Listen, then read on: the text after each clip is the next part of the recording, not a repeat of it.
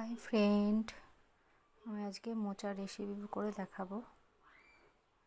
এই দেখো, নারকোল দিয়ে মোচা কীভাবে আমি রান্না করি সবাই জানি যে আমি এর মধ্যে তোমার টমেটো, কাঁচা লঙ্কা, আদা সমস্ত কিছু পেস্ট করে তার মধ্যে তোমার জিরে গুঁড়ো, হলুদ গুঁড়ো এই সমস্তগুলো দিয়ে একবার ঘুরিয়ে পেস্ট করে তৈরি করে নিলাম। এই যে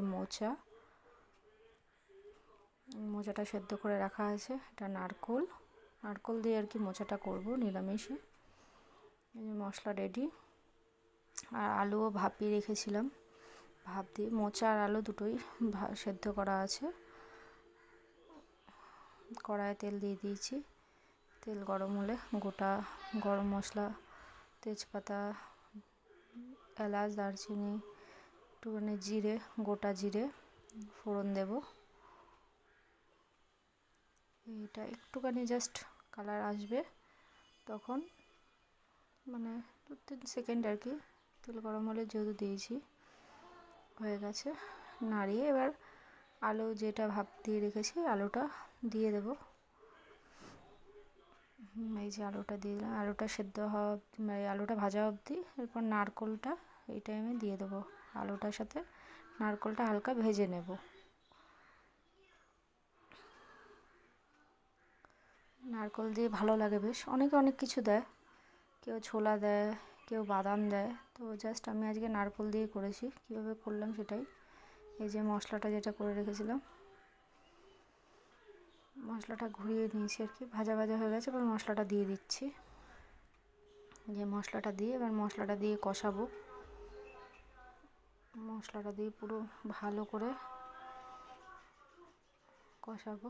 এবার এর মধ্যে তোমার নুন, পরিমাণ মতো মিষ্টি, এই যে একসাথে করছি, ভালো করে কষিয়ে নিচ্ছি।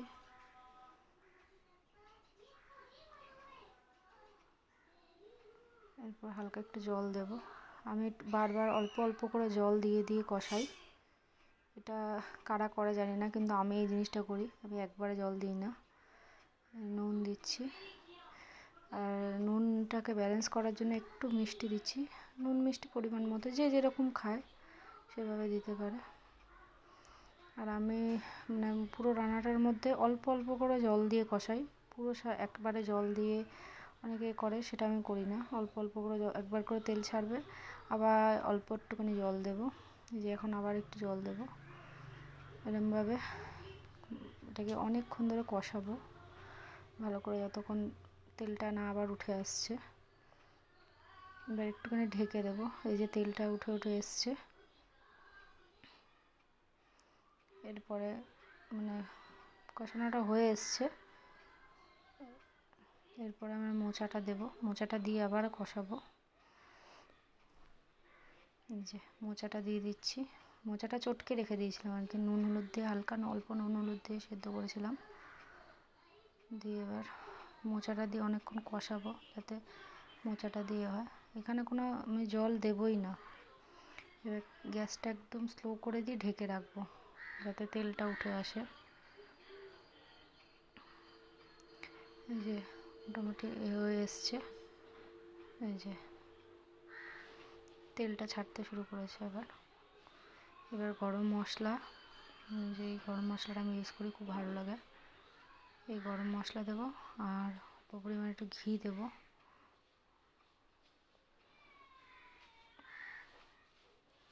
ঘি গরম মশলা দিয়ে এভাবে করে খেয়ে দেখবেন। জানি অনেকেই জানেন, তাও আমি আমার মতো যেরকম করি ছোট্টখাট্টো করে একটা রেসিপি শেয়ার করলাম। ভালো লাগলে কমেন্ট করো, ভালো না লাগলেও কমেন্ট করো, যদি কোনো ভুল ত্রুটি দেখে করো। এই যে এটা হচ্ছে ফাইনাল লুক, হয়ে গেছে।